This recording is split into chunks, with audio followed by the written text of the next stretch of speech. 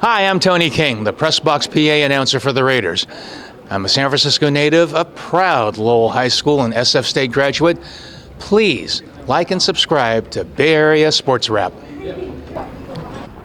Hi, I'm Ryan Leong alongside Marko Ukalovic on Bay Area Sports Wrap. We're here at the home of the 49ers, once upon a time, Kezar Stadium, also once upon a time, the home of the Raiders. And we decided on a non-game day that we wanted to come out here and recap the 49ers' tough loss against the LA Rams. And boy, that was a disappointing loss, Marko. You want to talk about a team being exposed. As you talked about in your article on Bay Area Sports Wrap, they got exposed like Pee Wee Herman got exposed. What do you think? Big time. And look, this was going to be the first true test for this team as far as having a depleted defense with no Nick Bosa, no Fred Warner. The Rams came in with a high-powered offense, and they were everything that was built. As far as the advertised, Matthew Stafford throws for 4 touchdowns, 4 different wide receivers, including Davante Adams, who I believe right now is the steal of the free agency this past offseason. Everyone thought he was washed up with what happened in Las Vegas, but no, he's still a great wide receiver, leading the NFL with 9 touchdown receptions. Kyron Williams had a great, efficient game, 73 yards, 14 carries with 2 touchdowns, 2 rushing touchdowns, and Niners just had no answer. Robert Salah, however you want to pronounce his name, his defense had no answers. They let the Los Angeles Rams march down the field on whatever drive they wanted. And yes, you could say, well, they got it to within 1 score twice, but what happened after that happened? Then the Rams went down and again marched down the field and scored 42-26. Okay, you're giving them 6 touchdowns. It's not really good, Ryan.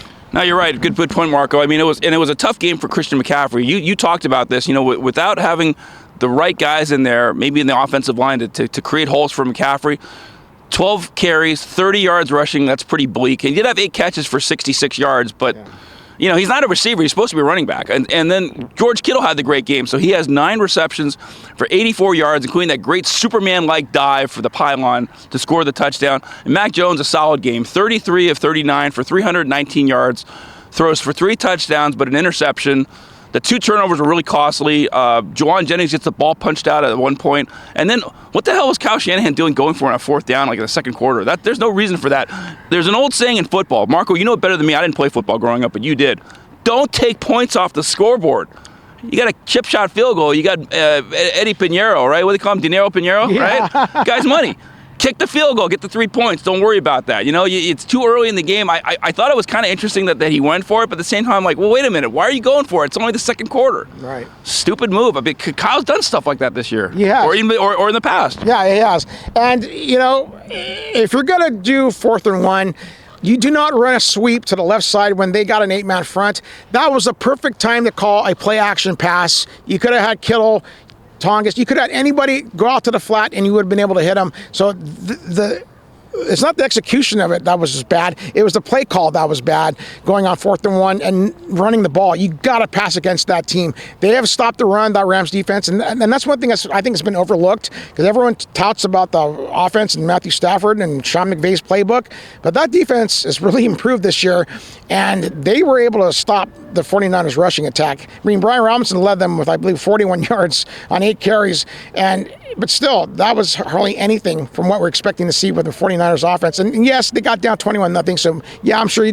Shanahan had to abandon the run game at some point. But yeah, I do agree that 4th and 1, you kick the field goal or you do play action pass and do something a bit different. Yeah, no kidding. I mean, all right, that's enough of that game. I mean, the Niners now, we all know they're going to move on to Arizona.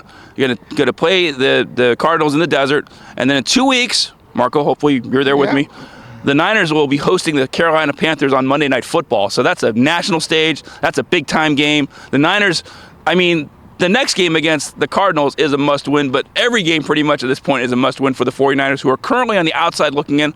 They're not in playoff contention at the moment. They're 3rd in the NFC West, so going to be a big challenge to see where they go from here. All right, let's move on now to the Golden State Warriors, shall we? The Warriors are on the road. They're going to be playing at Oklahoma City for the start of a 6-game road trip, and it's going to be a big test, Marko. You know, without Steph Curry, this team does have some leadership with Jimmy Butler, but Jimmy Butler is kind of, to me, still he's sort of a companion type player, or a guy that is a sort of a number two to Steph Curry. And there's a lot of times where I still think Butler could score more, and he doesn't necessarily. Your thoughts? Yeah, I agree. And Jimmy Butler is going to be the guy that they're asking to become the Steph Curry of the team, where he leads them in scoring. But to me, the key for the Warriors going forward, at least whenever Steph's not going to play the game, is that the Pajemskis, the Moody's, the Quentin Posts, the Will Richards, these guys have to step up and they have to produce. Okay, they cannot just turn the ball over. They can't just brick threes. I've been seeing a lot of that, especially from Pajemski. They have to step up. Okay, and the defense has to get better. They're relying way too many points on the defensive side of the ball. And tonight, as you mentioned, going up against the world champions, Sean Gilgeous-Alexander, and that amazing lineup that the team has. There's really no weakness on that team. If the Warriors can somehow come out of there and pull out a win to start off the 6-game road trip, it's going to be huge going forward for their confidence, Ryan. Yeah, definitely. And again, hopefully Curry comes back soon. I don't know when he's going to be off. I guess, like you said, Marco, they probably want to rest him, but he's been suffering with some kind of, flu-like illness symptoms, and we'll see what happens. All right, let's move on now to the other team in the Bay right now, and that would be your San Jose Sharks. And they've been playing much better hockey since an 0-4-2 start. They're now 7-6-3. Had some big wins against the likes of the Winnipeg Jets and also the defending Stanley Cup champion Florida Panthers. Marco, you've been there for about every game. I try to make as many as I can, but sometimes I get stuck like on Caltrain for an hour and a half. Thanks, Caltrain. Yeah, unfortunately, I know you came late that day, and that was not your fault. But yeah, the Sharks have been playing a lot better ever since that 0-4-2 start. And really, they should have won the first 2 games of those. They blew late leads in the third period, which they shouldn't have. But again, ever since that, they've gotten the confidence going now. Macklin Celebrini is leading the revolution here, as far as I'm concerned, the new chapter, the renaissance, should I say, of the San Jose Sharks, because this kid, up until just a couple days ago, was leading the league in scoring with 23 points. He's just found another dimension out there, and along with Will Smith and Tyler Toffoli, the number one line for the Sharks is one of the reasons why they're way more exciting to watch now. They finally have good goaltending now with Nedeljkovic and Askarov. Those guys back-to-back games taking out the President Cup champion Winnipeg Jets and then the 2-time defending Stanley Cup champion Florida Panthers in back-to-back games where I believe they held them to 1 goal each. That's pretty good goaltending. That's true, you're right. And we didn't even have a chance to mention, congratulations to Joe Thornton making it the Hockey Hall of Fame. Yes. I haven't had a chance to watch it, but thank you for the Sharks. They put it on YouTube, so I can watch Jumbo Joe's speech later. I just can't watch NHL Network. I don't know. First of all, I don't think I get NHL Network, but it's hard. Anyway, but I'm looking forward to watching Jumbo Joe's speech. Yeah, for sure. And congratulations. What a Hall of Fame career he had, starting out with Boston as the number 1 pick in the 97 draft. Gets traded to the Sharks in 2005 and just put that city on the map as far as hockey. Him and Patrick Marleau did. And congratulations to him. He's earned that. And I've seen some snippets here and there. And Joe likes to get emotional. So just, if you haven't seen it yet, just so you know, that's what you're going to be in for. And but yeah, what an amazing career from Joe Thornton. Jumbo, we love you, man. Yeah, no, definitely. And we're going to close out here by spending a few minutes talking about the Giants' latest and newest manager, and that's Tony Vitello, the first manager, by the way, ever to go from the college game to Major League Baseball. He has no prior professional experience outside of the college game, where he took Tennessee to a couple of national titles, I think. 1 national title, but the last 3 years, he's made them a powerhouse contender where they were reaching the College World Series. And yeah, in 2024, they won the national championship. So I like that this guy's going to be a motivator for this team. And I think he's going to get the players to want to run through a brick wall for him. But with that being said, a manager can still only do so much, and the Giants have a lot of holes to fill, particularly with that starting rotation. Rather, they can get a guy like Justin Verlander to come back, get that kid Bubic from Kansas City. They need to improve they definitely need to retool that bullpen, which is in shambles right now, I think. It was at the end of the season, with Ryan Walker blowing I don't know how many saves.